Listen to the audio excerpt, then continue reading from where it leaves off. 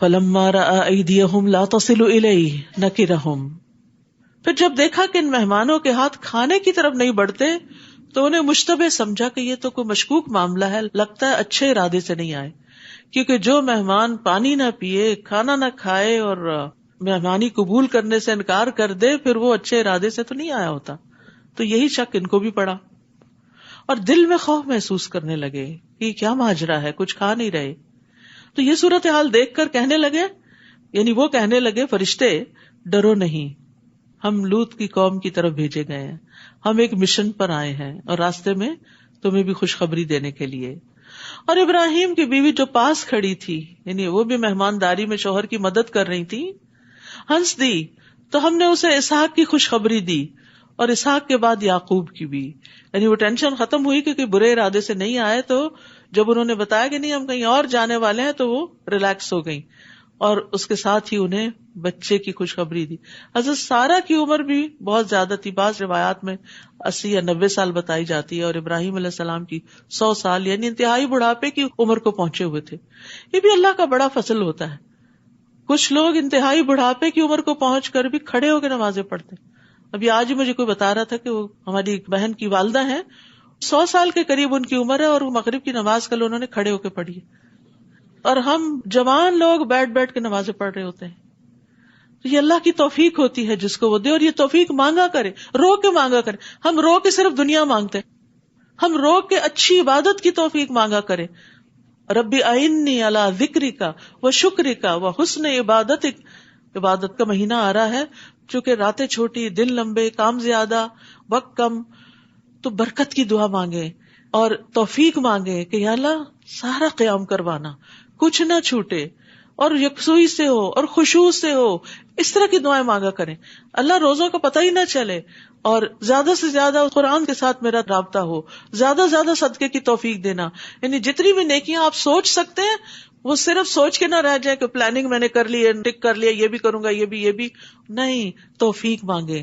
آپ جتنی چاہے پلاننگ کریں، جب تک اللہ کی دی ہوئی توفیق نہ ہو تو کام ہوتے نہیں ہیں، اور پھر آپ بعد میں گلٹ کا شکار ہوتے ہیں، شاید میں نے ان ریئلسٹک گول سیٹ کر لیے تھے. نہیں، ان ریئلسٹک نہیں ہوتے. بعض لوگ انہی گولز کو اچیو بھی کر جاتے ہیں، اکمپلش کر جاتے ہیں. تو یہ سینس آف اچیومنٹ جو ہوتی ہے نا، یہ پھر انسان کو آگے بڑھاتی. تو اللہ سے توفیق مانگے، کام کریں، اس سے اور حوصلہ بڑھے گا، نیکیوں میں آگے بڑھتے چلے جائیں گے. ہمت نہ ہاریں. ایسے لوگوں کی باتوں پہ کوئی دھیان نہ دیں جو اپنے مسئلے مسائل بتاتے رہیں کہ عبادت نہیں ہوتی، یہ نہیں ہوتا، وہ نہیں ہوتا. سنی انسنی کر دیں، کیونکہ انسان دوسروں کی باتوں سے، پروپیگنڈے سے متاثر بھی ہو جاتا ہے. تو ان لوگوں کو اپنی مثال بنائیں جو آپ سے آگے ہیں عبادات میں.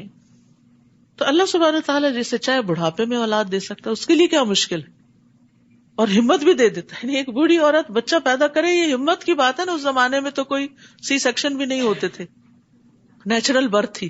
وہ بولی اے ہے کیا میں بچہ جنوں گی جبکہ میں خود بھی بوڑھیا ہوں اور میرا خاوند بھی بوڑھا ہے؟ یہ تو بڑی عجیب بات ہوگی. ان ھذا لشیء عجیب. قالوا اتعجبین من امر اللہ رحمت اللہ وبرکاتہ علیکم اہل البیت انہ حمید مجید.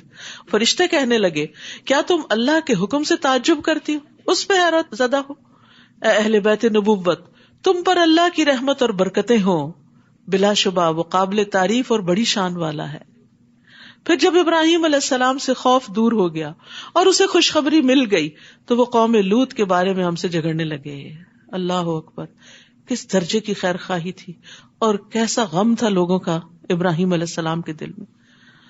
بیک وقت دو طرح کی خبریں ہیں، ایک اچھی خبر ہے، ایک بری خبر ہے. ابراہیم علیہ السلام اچھی خبر کو اچھے طریقے سے قبول کر کے پھر دوسری بات کی فکر کرنے لگتے ہیں. ہم ہوں ایسے موقع پر تو کیا کریں، لوگ جائیں جہنم میں، ہمیں تو اس وقت اپنی پارٹی کرنی چاہیے، بہت بڑی خوشی کی خبر ملی ہے.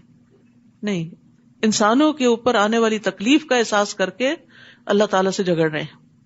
یجادلنا فی قوم لوط. جھگڑا کیا تھا؟ اللہ نہیں، عذاب نہیں دینا، ان کو اور مہلت دے، ان کو ہدایت دے. ان ابراہیم لحلیم اواہ منیب. بلا شبہ ابراہیم بڑے بردبار، نرم دل اور رجوع کرنے والے تھے، ہر چیز میں اللہ کی طرف پلٹتے تھے. کیسی خیر خواہی. ایسے لوگوں کو اللہ چن لیتا ہے. وہ اپنے مخالفین کے لیے منکرین کے لیے بد دعائیں نہیں کرتے، وہ ان کے لیے آخری وقت تک خیر ہی چاہتے ہیں. تو حلیم وہ شخص ہوتا ہے جو غصہ نہیں کرتا اور دوسرے کے قصور پہ اس کو پکڑتا نہیں. اگر کسی سے غلطی ہو تو ہم اس کو ایک دفعہ تو کال کر کے بتانا ہی چاہتے ہیں کہ تم نے غلط کیا، پیچھے ہی پڑ جاتے اور پھر دلیلیں مانگتے ہیں، دلیل دیں، ان کو بتائیں تاکہ یہ اپنی غلطی سے باز آئیں. بہت دفعہ صرف آپ کا اچھا رویہ دوسرے کو سوچنے پہ مجبور کر دیتا ہے، جو بہت مضبوط دلیل سے آپ نہیں سوچوا سکتے دوسرے کو. تو حلیم وہ ہوتا ہے جس کے ساتھ اگر کوئی برا کرے تو وہ اس سے انتقام لینے میں جلدی نہیں کرتا، جلدی بدلہ نہیں لیتا. اور اواہ کا مطلب ہے ہر وقت اللہ کے سامنے گڑ گڑانا، اٹھتے بیٹھتے آہیں بھرنا، اللہ سے دعائیں کرتے رہنا، اللہ سے خاص تعلق رکھنا. اور منیب کہتے ہیں پلٹنے والا، تمام کاموں میں اللہ کی طرف رجوع کرنے والا. کیا خوبیاں ہیں. فرشتوں نے کہا ابراہیم اس قصے کو چھوڑ دو، اب تو تمہارے رب کا حکم آ چکا، اب انہیں عذاب آ کے رہے گا جو ٹل نہیں سکتا. پھر جب ہمارے فرشتے لوط کے پاس آئے تو انہیں ان کا آنا ناگوار محسوس ہوا اور دل گھٹ گیا. لوط علیہ السلام بھی پریشان ہو گئے، کہنے لگے یہ تو مصیبت کا دن ہے، فرشتے ایسے ہی نہیں آتے. اور اس کی قوم کے لوگ دوڑتے ہوئے ان کے ہاں آ گئے، کیونکہ فرشتے نوجوانوں کی شکل میں تھے جن سے وہ بدکاری کرنا چاہتے تھے. وہ پہلے سے ہی بدکاری کیا کرتے تھے. لوط علیہ السلام نے انہیں کہا، اے میری قوم، یہ میری بیٹیاں ہیں، یعنی قوم کی بیٹیاں جو تمہارے لیے پاکیزہ تر ہیں، ان سے نکاح کر لو، ان سے اپنی خواہش پوری کر لو، لہٰذا اللہ سے ڈرو اور مجھے میرے مہمانوں میں رسوا نہ کرو. ابراہیم علیہ السلام کی مہمانداری اور طرح تھی اور لوط علیہ السلام کی اور طرح. تو مہمانی کا ایک حق یہ بھی ہے کہ مہمان کو ہر طرح کی تکلیف سے بچایا جائے، اسے پریشانی سے بچایا جائے. کیا تم میں کوئی بھی بھلا مانس نہیں؟ الیس منکم رجل رشید، یعنی کوئی ایسا انسان نہیں جو لوگوں کو نیکی کا حکم دے اور برائی سے روکے، میرا مددگار بنے اس میں. یاد رکھیے ان کی قوم میں سے کوئی ایک مرد بھی ان کے ساتھ ایمان نہیں لایا تھا، بیوی بھی نہیں، صرف 2 بیٹیاں تھیں ان کے ساتھ جو مومن تھی. تو کبھی ایسا بھی ہوتا ہے کہ آپ خیر خواہی اور تڑپ تڑپ کے کوششیں کر رہے ہوتے ہیں لیکن آپ کی بات تھرو نہیں ہوتی، لوگ مانتے نہیں اس کو، اور آپ سوچتے ہیں شاید میرے ہی اندر کوئی غلطی ہے. نہیں، بعض اوقات کچھ لوگوں کے دل سخت ہوتے ہیں اور وہ اپنی خواہشات میں اندھے ہوتے ہیں. اس قوم کا یہی حال تھا. جن لوگوں کو خواہشات کی محبت اندھا کر دے وہ ہدایت نہیں پا سکتے، کیونکہ ان کی آنکھوں پہ پردہ پڑا ہوا ہوتا ہے. ان کو صرف اپنی خواہش نفس پوری کرنے سے مطلب ہوتا ہے، وہ حلال سے ہو، وہ حرام سے ہو، جائز سے ہو، ناجائز سے ہو، انہیں اس سے کوئی غرض نہیں دین کیا کہتا ہے، اللہ کا حکم کیا ہے، رسول کا حکم کیا ہے. وہ کہنے لگے تم تو یہ جانتے ہو کہ تمہاری بیٹیوں سے ہمیں کوئی دلچسپی نہیں، یعنی عورتوں کی طرف ہمارا کوئی رجحان نہیں، اور یہ بھی جانتے ہو کہ ہم کیا چاہتے ہیں، ہم تو صرف مردوں سے ہی لذت حاصل کرنا چاہتے ہیں. تو یہ عمل قوم لوط جو تھا یہ اس قوم کی تباہی کا باعث بنا. رسول اللہ صلی اللہ علیہ وسلم نے فرمایا، بے شک مجھے اپنی امت میں سے سب سے زیادہ جس چیز کا اندیشہ ہے وہ قوم لوط کا عمل ہے، کہ ان کے اندر بھی یہ خرابی نہ آ جائے. اور اب آپ دیکھیں کہ بعض جگہوں پر تو لوگ علل اعلان اس برائی کا ارتکاب کرتے ہیں، حیا بھی نہیں، جسٹیفائی کرتے ہیں کہ یہ تو ہمارے جینز میں ہے. قال لو ان لی بکم قوة او آوی الی رکن شدید، لوط علیہ السلام نے کہا کاش میں تمہارا مقابلہ کر سکتا یا کسی مضبوط سہارے کی طرف پناہ لے سکتا. فرشتے کہنے لگے لوط ہم تیرے رب کے بھیجے ہوئے فرشتے ہیں، یہ لوگ تمہارا کچھ نہ بگاڑ سکیں گے، بے فکر ہو جاؤ. کچھ حصہ رات گزر لے تو اپنے گھر والوں کو لے کر اس بستی سے نکل جاؤ اور تم میں سے کوئی بھی مڑ کے نہ دیکھے، البتہ تمہاری بیوی پر بھی وہی کچھ گزرنا ہے جو ان پہ گزرے گا. پہلے سے ہی بتا دیا، ان پر عذاب کے لیے صبح کا وقت مقرر ہے جب یہ غفلت کی نیند سو رہے ہوں. بہت سے لوگ ساری ساری رات جاگتے ہیں برے کام کرنے کے لیے، فجر قریب ہوتی تو سو جاتے ہیں. اس قوم کو بھی شاید یہی حال تھا. تو عین اس غفلت کے وقت پھر انہیں دھر لیا گیا، اور صبح ہونے میں اب دیری کتنی ہے، بس گھڑیاں گن رہے تھے کہ کتنی دیر باقی ہے کہ جب عذاب آئے، کیونکہ فرشتے اپنی مرضی سے کوئی ایکشن نہیں لیتے. جو وقت انہیں بتایا جاتا ہے، جو کام انہیں بتایا جاتا ہے، وہ ہو بہو بس وہی کرتے ہیں. پھر جب ہمارا حکم آ گیا تو ہم نے اس بستی کے اوپر کے حصے کو نچلا بنا دیا. جبریل علیہ السلام آئے، پر کی ایک نوک سے پوری بستی کو اوپر اٹھا لیا بہت اوپر لے گئے اور اوپر سے واپس پٹخا الٹا کر کے، اور نیچے کی زمین ان کے سروں پہ آ پڑی اور اسی کے اندر دب گئے. پھر ان پر کھنگر کی قسم کے تہ بر تہ پتھر برسائے، سمجھے جیسے کوئی کلاشن کوف کھل جائے اور گولیوں پہ گولیاں برسے. مصومۃ عند ربک وما ہی من الظالمین ببعید، جو تیرے رب کے ہاں نشان زدہ تھے کہ کس کو کون سا پتھر لگے گا، اور یہ خطہ ظالموں سے کچھ بھی دور نہیں. یعنی مکہ والوں سے کوئی بہت دور نہیں. اپنے سفروں میں یہ ڈیڈ سی کے آس پاس اس ویرانی کو دیکھتے ہیں جو قوم لوط کا علاقہ تھا. یعنی یہ ان کی نگاہیں دیکھتی ہیں کہ اللہ کے نافرمانوں کا انجام کیسے ہوا، تو اگر یہ باز نہیں آئے تو ان کی بھی شامت آ سکتی ہے. یہ سارے واقعات دراصل مکہ والوں کو سنائے جا رہے تھے کہ پچھلی قوموں کے واقعات سے عبرت حاصل کرو، اور نبی صلی اللہ علیہ وسلم کو سنائے جا رہے تھے کہ آپ ان پیغمبروں کی کامیابی کو دیکھ کر صبر کریں، مشکل وقت گزر جائے گا، بالآخر اللہ کی مدد آپ ہی کے ساتھ ہے. وَإِلَىٰ مَدْيَنَ أَخَاهُمْ شُعَيْبًا قَالَ يَا قَوْمِ اعْبُدُوا اللَّهَ مَا لَكُم مِّنْ إِلَٰهٍ غَيْرُهُ، اور مدین کی طرف ہم نے ان کے بھائی شعیب علیہ السلام کو بھیجا. انہوں نے بھی یہی کہا، اے میری قوم، اللہ ہی کی عبادت کرو جس کے سوا کوئی الہ نہیں. اب آپ دیکھ رہے ہیں ہر پیغمبر نے آ کر لوگوں کو کس چیز کی دعوت دی؟ ایک اللہ کی عبادت. اور اللہ نے ہم سب کو بھی اسی لیے پیدا کیا. وما خلقت الجن والانس الا لیعبدون، سارے جنوں اور انسانوں کو میں نے اپنی عبادت کے لیے ہی پیدا کیا ہے. تو اس لیے ہمیں زندگی میں سب سے اہم چیز جو ہونی چاہیے وہ اپنی عبادت ہونی چاہیے. اس کے بعد باقی چیزیں اس کے اندر، پرائرٹی عبادت ہونی چاہیے. کہیں جا رہے ہیں، کوئی کام ہے، پہلے دیکھیں نماز کا وقت کون سا ہے، اور پھر نماز آتی بھی ہے کہ نہیں، اس کی حدود، شرائط، فرائض وہ سب بھی پتہ ہے یا نہیں. کہیں سفر پر ہیں تو قبلہ کہاں سے دیکھیں گے، کتنی نماز پڑھنی ہے، قصر کیا ہوتی ہے، کتنی دور پہ قصر ہوتی ہے، کب تک قصر ہوتی ہے، یہ ساری باتیں معلوم ہونی چاہیے. روزہ رکھ رہے ہیں تو سارے احکام معلوم ہونے چاہیے. حج کرنے جا رہے ہیں تو مناسک سیکھ کے جانے چاہیے. زکوٰۃ دے رہے ہیں تو پتہ ہونا چاہیے کتنے مال پہ زکوٰۃ ہے اور کس کس کو دینی ہے. یہ باتیں ہمارے عوام الناس کو بھی جو فارمل شکل کی عبادات ہیں ان کے بارے میں نہیں پتا. پھر انسانوں کے حقوق تو ایک لمبا قصہ ہے. صرف اپنا حق پتا ہے ہمارے ساتھ کون کون زیادتی کرتا ہے، اور اسی کا رونا روتے رہتے ہیں، اور ہم دوسرے کا حق کہاں نہیں دیتے اس کی فکر نہیں کرتے. جبکہ ہم سے یہ نہیں پوچھا جائے گا کہ تمہیں کون سا حق نہیں ملا، ہم سے یہ پوچھا جائے گا کہ تم نے کیا کیا، اور دوسرے کی زیادتی دوسرے سے اس کا سوال اور حساب ہوگا. اسی طرح عبادت کے حکم کے علاوہ پیغمبروں نے اپنی قوم کو جو ان کے اندر خاص قسم کی اخلاقی برائیاں یا خرابیاں تھیں ان کی اصلاح کی طرف بھی متوجہ کیا. جیسے شعیب علیہ السلام نے اپنی قوم سے کہا، اور ناپ اور تول میں کمی نہ کرو، میں تمہیں خوشحال دیکھ رہا ہوں. بزنس کمیونٹی تھی یہ، اور مجھے ڈر ہے کہ تم پر ایسا عذاب آئے گا جو تمہیں ہر طرف سے گھیر لے گا. تو ایک عبادت اور دوسرے دنیاوی معاملات میں فیئر ڈیلنگ. اور اے قوم، ناپ اور تول کو انصاف کے ساتھ پورا کیا کرو، اور لوگوں کو ان کی اشیاء کم نہ دیا کرو، نہ تول کے کم نہ گن کے کم، اور زمین میں فساد نہ پھیلاتے پھرو. فساد پھیلتا ہے ظلم سے، جب کسی صاحب حق کو اس کا حق نہیں ملتا.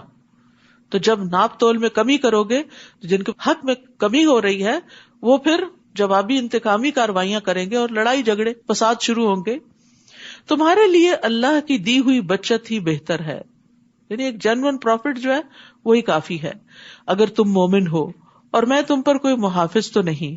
اس سے پتہ چلتا ہے کہ کسی بھی تجارت کے کام میں ایسا نفع حاصل کرنا کہ جو حق نہ بنتا ہو درست نہیں.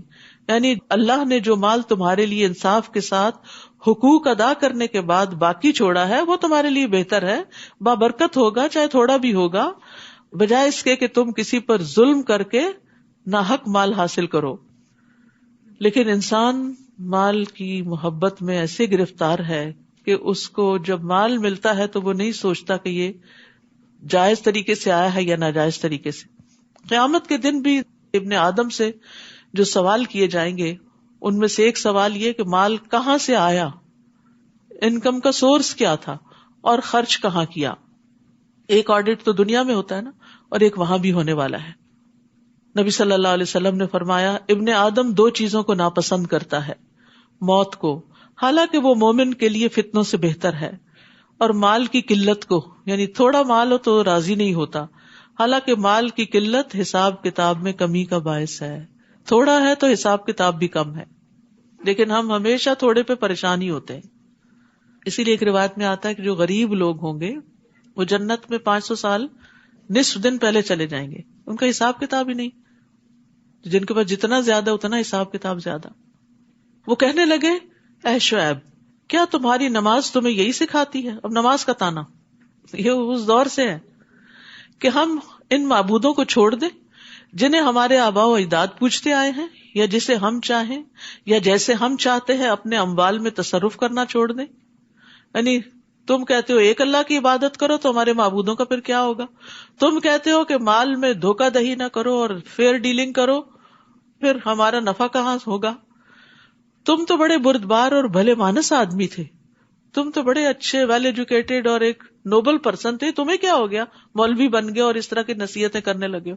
آج بھی جو شخص یہ دو باتیں کرے اس کو اسی طرح کے تانے دیے جاتے ہیں. قال یا قوم ارأیتم ان کنت علی بینۃ من ربی ورزقنی منہ رزقا حسنا. شعیب علیہ السلام نے کہا میری قوم بھلا دیکھو، اگر میں اپنے رب کی طرف سے ایک واضح دلیل پر ہوں اور مجھے اللہ نے اچھا رزق بھی عطا کیا ہو تو میں تمہارا ساتھ کیسے دے سکتا ہوں؟ یعنی نبی بھی ہوں اور اللہ کا رزق بھی رکھتا ہوں تو تمہارے پیچھے کیوں چلوں؟ دین بھی ہے دنیا بھی ہے تو مجھے تمہاری بات ماننے کی کیا ضرورت ہے؟ میں نہیں چاہتا کہ جس بات سے تمہیں منع کرتا ہوں خود ہی اس کی خلاف ورزی کرنے لگوں. میں تو جہاں تک ہو سکے اصلاح ہی چاہتا ہوں. پیغمبر اصلاح کرنے کے لیے آتے ہیں اور مجھے توفیق نصیب ہونا تو اللہ ہی کے فضل سے ہے. میں اسی پر بھروسہ کرتا ہوں اور اسی کی طرف رجوع کرتا ہوں. تو پیغمبر بھی یہ بات جانتے ہیں کہ کوشش تو کرنی ہے لیکن توفیق اللہ کی طرف سے ہوگی اور اس کے لیے اللہ پر بھروسہ کرنا ہوگا، اپنے اوپر نہیں، اسباب پر نہیں. اور اے میری قوم، میری مخالفت تمہیں اس بات پر برانگیختہ نہ کر دے کہ تمہیں ویسی ہی مصیبت پہنچ جائے جیسی قوم نوح، قوم ہود اور قوم صالح کو پہنچی. اور قوم لوط کا علاقہ تو تم سے کچھ دور بھی نہیں. تو ہر پیغمبر نے اپنے سے پچھلے پیغمبروں کے حالات اور واقعات سے اپنے قوم کو نصیحت کی. اور یہ بھی تبلیغ کا بڑا اچھا طریقہ ہوتا ہے، قصے سنا کر واقعات کے ذریعے لوگوں کو صحیح اور غلط کی پہچان کروائی جائے. دوسرے لوگوں کی زندگی ہمارے لیے یا اچھا نمونہ ہوتی ہے فالو کرنے کے لیے یا پھر عبرت کا نمونہ ہوتی. جنہوں نے اچھا کیا ان کی اچھائیاں ہمیں انسپریشن دیتی ہیں، ہم انسپائر ہوتے ہیں ان سے، اور جنہوں نے برا کیا ان کے برے انجام سے پھر انسان ڈر کے برائی چھوڑ سکتا ہے. اور یہ انسانی نفسیات کے بہت قریب چیز ہوتی ہے. وَاسْتَغْفِرُوا رَبَّكُمْ. اور اس میں آپ دیکھیے کہ بچوں کی جب آپ بچپن سے تربیت کرنے لگے تو ان کو کہانیاں سنائیں، اور اوتھینٹک کہانیاں جو قرآن و سنت سے ثابت ہیں، تاکہ سچ کی قبولیت ان کے اندر آئے. کیونکہ جو جھوٹ ہوتا ہے نا اس کی برکت نہیں ہوتی. وقتی طور پہ انسان بڑا متاثر ہوتا ہے لیکن بعد میں باطل جو ہوتا ہے وہ زائل ہو جاتا ہے، حق ہی صرف جمتا ہے. تو حق چاہے تھوڑا بھی ہو نا وہ کافی ہوتا ہے. مجھے اچھی طرح یاد ہے کہ جب میں بہت ہی چھوٹی تھی میرے والد ہمیں رات کو سونے سے پہلے لازماً آدم علیہ السلام کا قصہ، نوح علیہ السلام کا، اور وہ ایک بالکل ساری دنیا سے جیسے کٹ کے خاموشی کا وقت ہوتا ہے رات کا وقت، اور اس وقت ہم لوگ چھت پہ سویا کرتے تھے اور ستارے نظر آتے تھے اور کہانیاں سنتے سنتے سوتے تھے. تو وہ چیزیں جو دل میں بیٹھی ابتدائی سالوں میں وہ آج تک محسوس ہوتی ہیں. اور اب بھی میں جب یہ واقعات پڑھتی ہوں تو مجھے وہ چیزیں فلیش بیک کرتی ہیں. تو بچوں کو کہانیاں سنائیں پیغمبروں کی اور پیغمبروں کے بعد صحابہ کرام کی اور پھر تابعین اور امت کے جو بھی بڑے بڑے لوگ گزرے. کیونکہ آگے یوسف علیہ السلام کا قصہ آ رہا ہے، فقصص القصص، ان کے سامنے قصہ بیان کیجئے. تو واقعات کے ذریعے انسان کو بڑی عبرت حاصل ہوتی ہے، انسان دوسروں سے سبق لیتا ہے. وَاسْتَغْفِرُوا رَبَّكُمْ. نوح علیہ السلام نے اپنی قوم کو استغفار کے لیے کہا، ہود علیہ السلام نے کہا، اور یہ بھی اپنی قوم کو استغفار کی دعوت دیتے ہیں. وَاسْتَغْفِرُوا رَبَّكُمْ ثُمَّ تُوبُوا إِلَيْهِ إِنَّ رَبِّي رَحِيمٌ وَدُودٌ. اور اپنے رب سے معافی مانگو اور اسی کے آگے توبہ کرو، میرا رب یقیناً رحم کرنے والا اور اپنی مخلوق سے محبت کرنے والا ہے. ودود. وہ کہنے لگے شعیب تمہاری اکثر باتوں کی تو ہمیں سمجھ ہی نہیں آتی، دین کی سمجھ کے لیے دل کے دروازے کھولنا بڑا ضروری ہوتا ہے. افلا یتدبرون القرآن ام علی قلوب اقفالها. اگر آپ کا دل راغب بھی نہیں ہے نا ہدایت لینے کے لیے، آپ کو پسند ہی نہیں، تو اچھی سے اچھی بات بھی آپ کے اوپر اثر نہیں کرتی. پھر ہم دیکھ رہے ہیں کہ تم ہمارے درمیان ایک کمزور سے آدمی ہو، اور اگر تمہاری برادری نہ ہوتی تو ہم تمہیں سنسار کر دیتے. نبی صلی اللہ علیہ وسلم کو بھی کفار مکہ قریش میں سے ابو طالب کے ڈر سے ہی ان پر حملہ آور ہونے سے رکے ہوئے تھے. اور تم ایسے نہیں کہ جس کا ہم پر کوئی دباؤ ہو. شعیب نے کہا ہے میری قوم، کیا تم پر میری برادری کا دباؤ اللہ سے زیادہ ہے؟ وہ زیادہ بھاری ہے جسے تم نے بالکل پسے پش ڈال دیا. لوگوں سے ڈرتے ہو، اللہ سے نہیں ڈرتے. یہ جو کچھ تم کر رہے ہو میرا رب یقیناً اس کا احاطہ کیے ہوئے ہے. اے میری قوم، تم اپنے طریقے پر کام کیے جاؤ، میں اپنے طریقے پر کرتا رہوں گا. جلد ہی تمہیں معلوم ہو جائے گا کہ کس پر رسوا کرنے والا عذاب آتا ہے اور کون جھوٹا ہے. تم بھی انتظار کرو اور میں بھی تمہارے ساتھ منتظر ہوں. اب الٹیمیٹم دے دیا گیا، اب دن توڑے. پھر جب ہمارا حکم آ گیا تو ہم نے شعیب کو اور اس کے ساتھ جو ایمان لائے تھے انہیں اپنی مہربانی سے بچا لیا، اور جن لوگوں نے ظلم کیا تھا انہیں ایک سخت چنگھاڑ نے ایسا پکڑا کہ وہ اپنے گھروں میں اوندھے منہ پڑے کے پڑے رہ گئے. چنگھاڑ، چیخ سے مار دیے گئے. ایک خاص لیول کے بعد اگر شور ہو تو انسان بے ہوش ہونے لگتا، مرنے لگتا ہے. یعنی کتنا کمزور ہے انسان. کھانے کو نہ ملے تو مر سکتا ہے، یعنی ایک سرٹن اماؤنٹ آف ڈیز سو نہ پائے تو مر سکتا ہے. اسی طرح چیخ اس کو مارتی ہے، کوئی ایسی زہریلی گیس ہو تو وہ مار دیتی ہے. وہ اپنے گھروں میں اوندھے منہ پڑے کے پڑے رہ گئے، جیسے وہ کبھی آباد ہی نہ ہوئے تھے، کبھی بسے ہی نہ تھے. دیکھو اہل مدین پر ایسی ہی پھٹکار پڑی جیسے قوم سمود پر پڑی تھی. اور ہم نے موسیٰ کو اپنے معجزے اور سری سند نبوت دے کر فرعون اور اس کے درباریوں کی طرف بھیجا، تو انہوں نے فرعون کے حکم کی پیروی کی. حالانکہ فرعون کا حکم کچھ اچھا نہ تھا. وہ قیامت کے دن اپنی قوم کے آگے آگے چلے گا اور انہیں جہنم کے کنارے لا کھڑا کرے گا. یاد رکھیے، انسان دنیا میں جس کو فالو کرتا ہے قیامت کے دن بھی اسی کے پیچھے ہوگا. کتنی بری ہے وارد ہونے کی جگہ جہاں وہ وارد ہوں گے. ان لوگوں پر اس دنیا میں بھی لعنت پڑی اور قیامت کے دن بھی پڑے گی. کیسا برا انعام ہے جو انہیں دیا جائے گا. یہ ان بستیوں کی سرگزشت ہے جو ہم آپ سے بیان کر رہے ہیں. ان میں سے کچھ تو موجود ہیں اور کچھ اجڑ چکی ہیں. ہم نے ان پہ ظلم نہیں کیا تھا بلکہ انہوں نے خود ہی اپنے آپ پر ظلم کیا. پھر جب اللہ کا حکم یعنی عذاب آ گیا تو ان کے وہ معبود کچھ بھی کام نہ آئے جنہیں وہ اللہ کے سوا پکارا کرتے تھے، بلکہ ان معبودوں نے ان کی تباہی میں ہی کچھ اضافہ کیا. اور جب بھی آپ کا رب کسی ظالم بستی کو پکڑتا ہے تو اس کی گرفت ایسی ہی ہوتی ہے. بلا شبہ اس کی گرفت دکھ دینے والی اور سخت ہے. جو شخص آخرت کے عذاب سے ڈرے اس کے لیے بھی ان واقعات میں نشان عبرت ہے. وہ دن ایسا ہوگا جس میں سب لوگ اکٹھے کیے جائیں گے، اور اس دن جو کچھ ہوگا سب کی موجودگی میں ہوگا. اور ہم نے اس دن کو بس ایک معینہ مدت تک کے لیے ہی مؤخر کر رکھا ہے. یعنی دنیا میں اگر کسی کی پکڑ نہیں بھی آتی تو ایک دن تو پکڑ کا آنے ہی والا ہے. جب یہ دن آ جائے گا تو اللہ کے اذن کے بغیر کوئی شخص کلام بھی نہ کر سکے گا. پھر ان لوگوں میں کچھ بدبخت ہوں گے اور کچھ نیک بخت. تو جو بدبخت ہیں وہ جہنم میں داخل ہوں گے اور وہیں چیختے چلاتے رہیں گے. یعنی سانس لینا بھی چلانا ہوگا اور سانس خارج کرنا بھی دھاڑنا ہوگا، شہیق ہوگا. جہنمیوں کی آوازیں گدھے کی آواز کے مشابہ ہوں گی، انتہائی شدت کی آوازیں ہوں گی.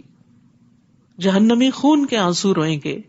رسول اللہ صلی اللہ علیہ وسلم نے فرمایا، بے شک جہنمی اتنا روئیں گے کہ اگر ان کے آنسوؤں میں کشتی چلا دی جائے تو چل پڑے. وہ پانی کے آنسوؤں کی جگہ خون کے آنسو روئیں گے. اور جب تک زمین و آسمان قائم ہے وہ اسی میں رہیں گے، یعنی ہمیشہ. اللہ یہ کہ آپ کا رب کچھ اور چاہے، کیونکہ آپ کا رب جو چاہتا ہے اسے کر گزرنے کی پوری قدرت رکھتا ہے. اور جو نیک بخت ہیں وہ اس وقت تک جنت میں ہی رہیں گے جب تک زمین و آسمان قائم ہے. اللہ یہ کہ آپ کا رب کچھ اور چاہے. یہ ایسی بخشش ہوگی جو کبھی منقطع نہ ہوگی. یاد رکھیے، اہل جنت کے لیے بھی ہمیشگی ہے اور اہل جہنم کے لیے بھی.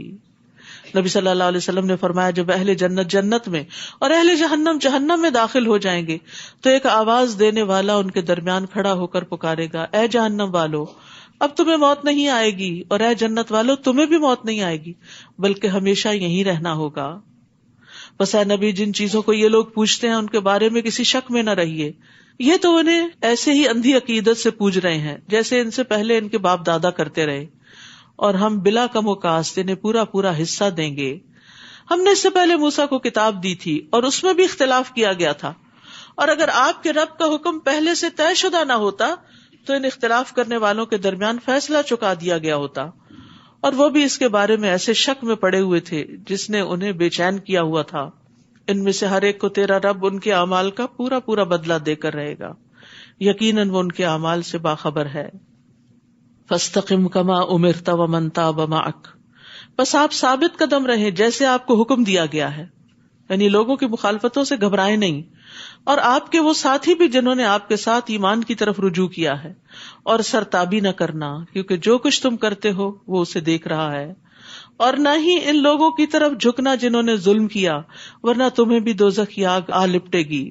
فتمسکم النار، پھر تمہیں کوئی ایسا سرپرست نہ ملے گا جو اللہ سے تمہیں بچا سکے، نہ ہی کہیں سے تمہیں مدد پہنچ سکے گی۔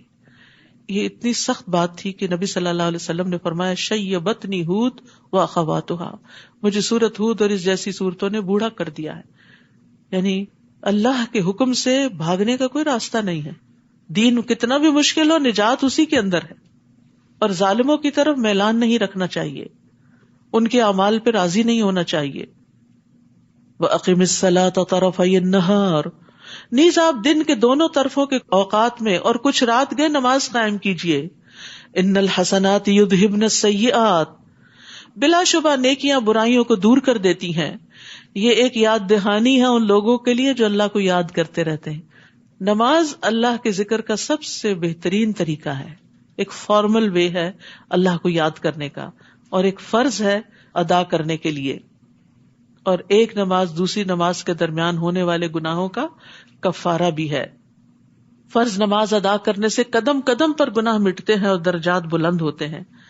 ابو ہریرہ کہتے ہیں کہ رسول اللہ صلی اللہ علیہ وسلم نے فرمایا، جس نے اپنے گھر میں وضو کیا پھر اللہ کے گھروں میں سے کسی گھر کی طرف چل کر گیا تاکہ اللہ کے فرائض میں سے ایک فریضے کو ادا کرے، یعنی نماز پڑھے، تو اس کے دونوں قدموں میں سے ایک گناہ مٹاتا ہے اور دوسرا درجہ بلند کرتا ہے۔ اتنا اجر و ثواب ہے مسجد جا کر مردوں کے لیے نماز پڑھنے کا۔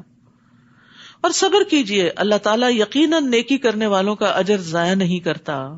نبی صلی اللہ علیہ وسلم کو اس صورت میں بار بار صبر کی تلقین کی گئی ہے کہ مشکلات میں گھبرائے نہیں ہیں، آپ کا اجر برقرار ہے۔ جو قومیں تم سے پہلے گزر چکی ہیں ان میں سے جنہیں ہم نے بچا لیا تھا، ان میں سے اہل خیر کیوں نہ پیدا ہوئے جو دوسروں کو زمین میں فساد کرنے سے روکتے۔ یعنی ہر قوم کے اندر ایسے لوگ ہونے چاہیے جو برائیوں سے منع کریں، اگر کچھ ایسے تھے بھی تو وہ تھوڑے ہی تھے، اور جو ظالم تھے وہ اس عیش و عشرت کے پیچھے لگے رہے جو انہیں مہیا تھی، اور وہ مجرم بن کر ہی رہے۔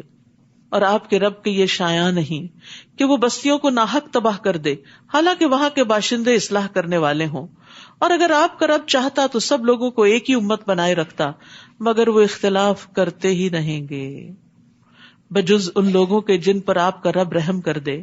اللہ نے تو انہیں پیدا ہی اس لیے کیا ہے کہ وہ اختلاف کرتے رہے، سب کو ایک دماغ نہیں دیا، سب کو ایک طرح کی سوچ نہیں دی، یہ نیچرل ہے ایک دوسرے کے ساتھ ڈفرینس آف اوپینین کا ہونا، لیکن اختلاف کو مخالفت نہیں بن جانا چاہیے۔ اور آپ کے رب کی بات پوری ہو گئی کہ میں دوزخ کو جنوں اور انسانوں سب سے بھر دوں گا، یعنی اگر وہ سب غلط راستے پر چلیں گے تو سب ہی پکڑ میں آ جائیں گے۔ اور ہم رسولوں کے حالات کی ایک ایک خبر آپ سے اس لیے بیان کرتے ہیں کہ اس کے ذریعے آپ کے دل کو مضبوط کر دیں، اور ان خبروں کے ذریعے آپ تک حق بات پہنچی اور ایمان لانے والوں کے لیے نصیحت اور یاد دہانی بھی ہو گئی۔ تو ان سارے واقعات کا مقصد اس آیت میں بتا دیا گیا کہ نبی صلی اللہ علیہ وسلم کا دل مضبوط ہو اور ایمان والوں کو نصیحت اور یاد دہانی ہو۔ تو یہ واقعات ایک بار نہیں، بار بار قرآن میں آتے ہیں، اور بار بار پڑھنا یاد دہانی کے لیے ہوتا ہے۔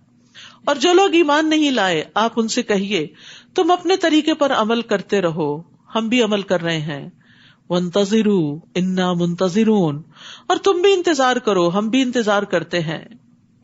اور آسمانوں اور زمین میں جو کچھ پوشیدہ ہے اللہ کے قبضہ قدرت میں ہے، سب چھپی ہوئی باتیں چیزیں جو بندوں کو نہیں پتا، کسی کو نہیں پتا، اس کو معلوم ہے، اور معاملات سب کے سب اسی کی طرف لوٹائے جاتے ہیں، لہٰذا آپ اسی کی عبادت کیجئے اور اسی پر بھروسہ کیجئے، اور جو کچھ تم کر رہے ہو آپ کا رب اس سے بے خبر نہیں۔